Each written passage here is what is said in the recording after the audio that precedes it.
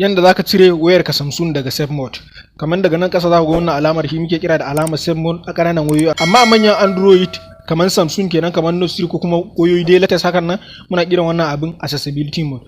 So idan kana so ka cire shi daga wayanka, farko ka shiga setting ɗinka, normal setting, sai ka ja ƙasa har sai ya nuna maka accessibility mode, sai ka taba shi.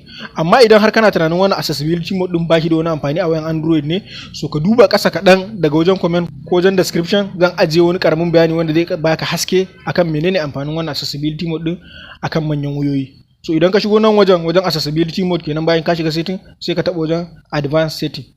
In ka taba wajen advanced setting za ka ga gashi na accessibility button, sai ka taba shi.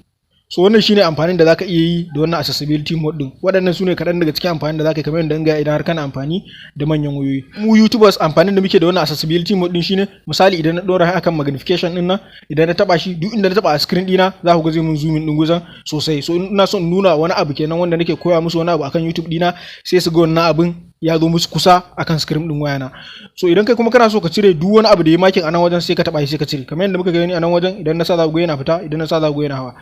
So sai ka taba komai akan mene sai ka makin din shi, idan kai haka sai ka fita, shikenan ka riga da ka cire ka accessibility mode. So kar ku manta da subscribing da like wannan bidiyon idan har kun same shi mai karuwa.